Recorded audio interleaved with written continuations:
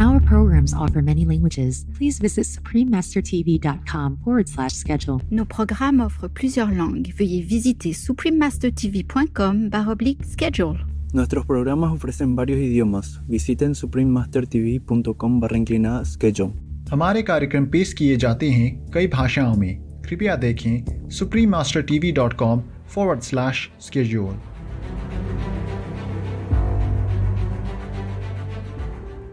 And I thought that we are doing a disservice to the people if we don't tell them what is going on. And animal agriculture has such a huge impact on climate change and is not being addressed at all. But there is so much fear about upsetting the system, about upsetting the people who have the money in the system. Basically, people are being coerced into just continuing along the same path. Climate Crisis, Countdown to Year Zero, Part 3 of 7. Continue watching to find out more. Noch him prettige Dag means have a nice day in Dutch, the official language of Bonaire. I am Laura. The people of Bonaire thank you for your kind and generous actions towards others. May you be blessed abundantly for all the good you do.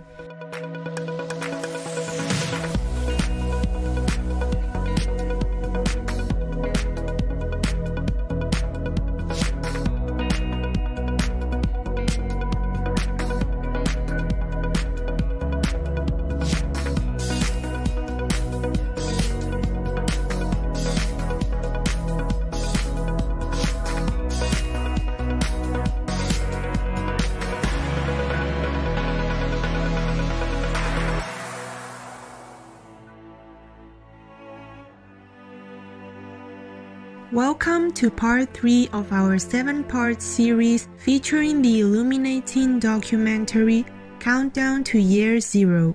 Produced by Miss Jane Velez-Mitchell, award-winning journalist and CEO of the Jane and Chain News Network, and featuring Dr. Silas Rao, one of the creators of the internet and the founder and executive director of Climate Healers.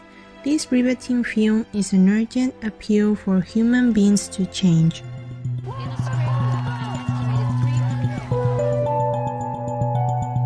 Warning, you might find the content herein disturbing, but the truth must be revealed. In our previous episodes, we learned that if we continue at our current rate of environmental destruction and global warming, we will destroy the Earth by the year 2026. We urgently need to make a change, and the change needed is a global shift to a vegan lifestyle. On today's program, we'll continue watching Countdown to Year Zero as Ms. Velez-Mitchell asks Dr. Rao how humanity will make the shift from eating meat to veganism. You're one of the founders of the internet, one of the creators of the internet, and you then began working with Al Gore. What happened? Why did you leave him? He didn't want to talk about animal agriculture at all, and I thought that we are doing a disservice to the people if we don't tell them what is going on. And animal agriculture has such a huge impact on climate change and is not being addressed at all. He became vegan, and from what I hear, all the food there is vegan when people come for training. But there is so much fear about upsetting the system, about upsetting the people who have the money in the system. There's so much fear. It's a fear-driven system that we have now. Basically, people are being coerced into just continuing along the same path. You're also one of the people behind 2 incredible documentaries, Cowspiracy and What the Health. Processed meat has officially been determined by the World Health Organization to be cancer-causing.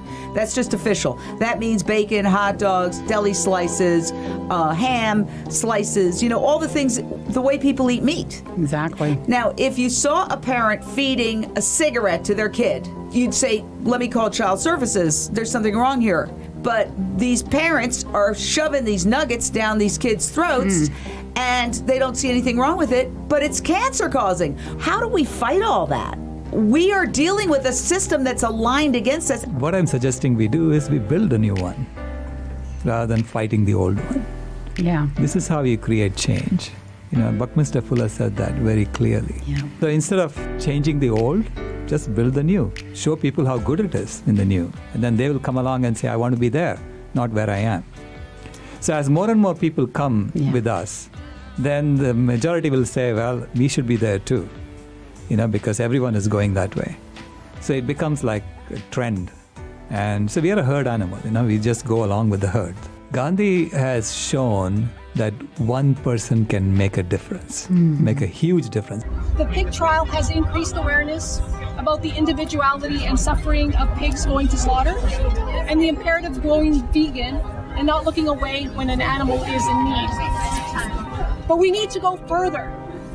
The law needs to recognize pigs and all animals as persons, not property. Pigs should not be given the degrading status of property.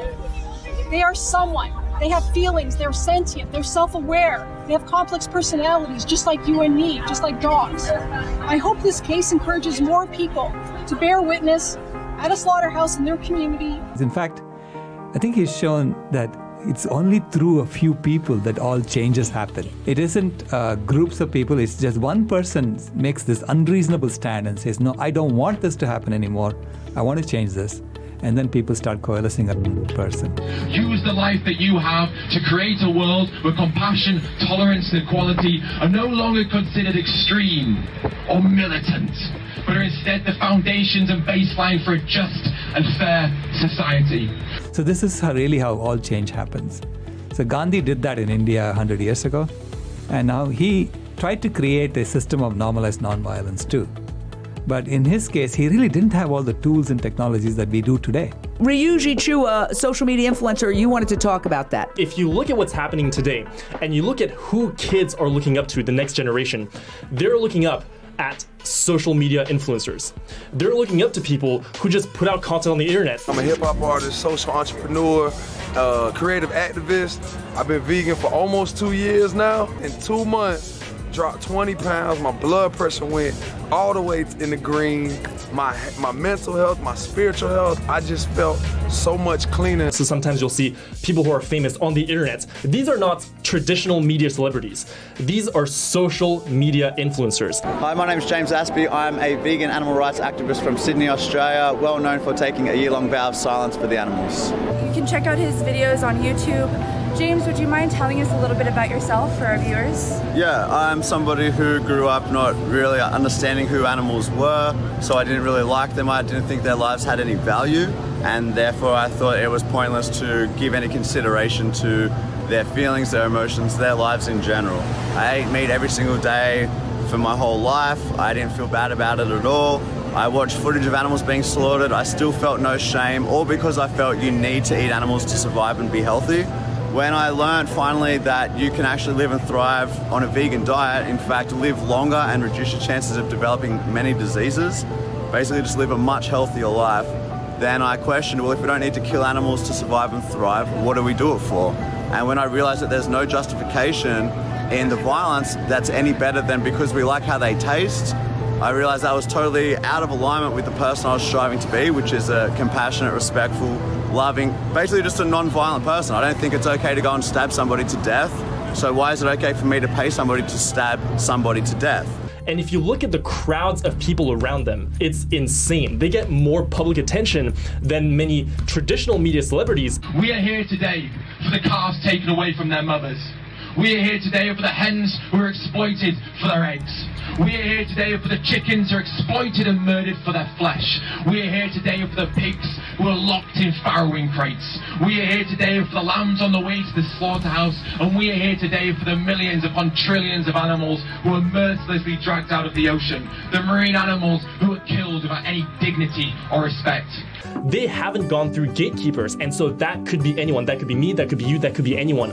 And we have to understand that so many people are going to do things because the people that they look up to do the same things, and we can become those people. We can just take a 2-minute video of us talking, or of some slaughterhouse footage, or of a conversation during the Cube of Truth, and it can reach millions of people. I've had videos reach 13 million people, 12 million people, people all over the world like that, with a thought, with a photo, with a video, with a meal, a vegan meal recipe, with information. And people are getting educated and informed at a rate that has never been seen before.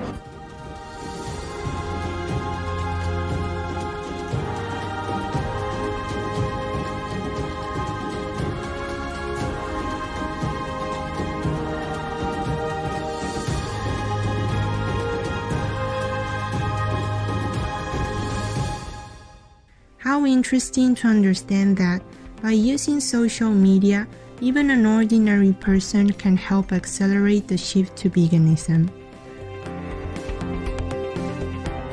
For more information on the documentary, please visit janeandchain.com. Wonderful viewers, thank you for your company today.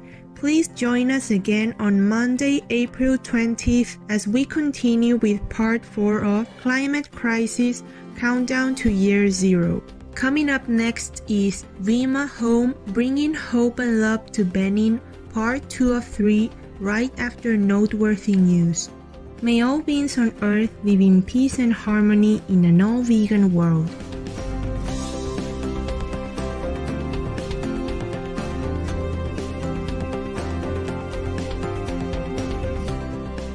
Our programs offer many languages. Please visit suprememastertv.com/schedule and suprememastertv.com/PE.